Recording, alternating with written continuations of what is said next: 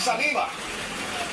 Emil, alam mo, tuloy-tuloy pa rin yung pagbuhos ng ulan dito nga sa Noveleta, sa Cavite. At dahil nga sa ulan na yan ay umapaw na yung Ilang River. Makikita niyo sa aking likuran, ito yung Antero Soriano Highway kung saan hindi na halos gumagalaw yung mga sasakyan.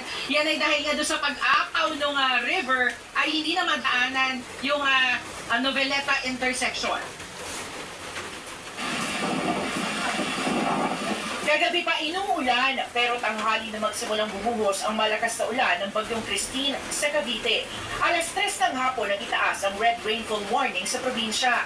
Sa lakas ng ulan, mabilis umakyat ang level ng tubig ng mga ilog. Dahil dun sa ulang binuhos ang bagyong Christine ay umapaw na itong Ilang River dito sa Noveleta sa Cavite. At kung makikita ninyo, malakas yung lagasan ng tubig. Papasok na yan dito sa gilid na ito ng Barangay San Antonio 2 na kung tutusin ay isang kalsada. San damakmak, sang katerbang basura yung inaanod ngayon sa lugar na ito. Kanina may mga nakita tayo mga residente dyan. Abot bewang hanggang abot dibdib yung tubig. Pero ang sabi sa atin ay nagsilikas na ang karamihan sa mga residente magmula pa kagabi. Sinubog na po ang bayan po. Ako mako yung tubig. Grabe yung ngayon, tubig ngayon. Na sobrang taas. Bilis lang ng pagtaas ng tubig. Kaya sa mga taga-Noveleta po, mag-ingat na lang po. Ang mga residente sa tabing dagat at mga dalihan ng tubig sa Ternate, nagsilikas na rin. Kasi tabing hilo po talaga kami kapag high tide ho, talagang maabot na sa may hagdanan namin, lalo na kung ayaw na umuulan.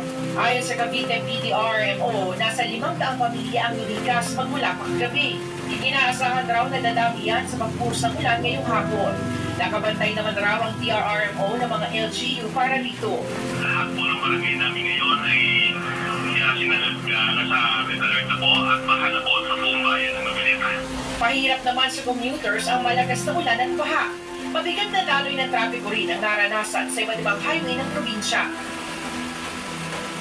Emil, sa mga oras nga na ito ay nagpapatupad na ng forced evacuation ang Noveleta LDRMO. Yan ay dahil 16 barangays yung nasa tabi ng river at tabi na rin ng dagat. Ang sabi sa atin ay tuloy-tuloy yung ikakasan nila nga mga rescue operations. Yun nga lang, kailangan daw po na maghintay na medyo bumaba yung tubig. Samantala, Emil ay nagdeklara na ng state of calamity dito sa probinsya ng Cavite. Emil.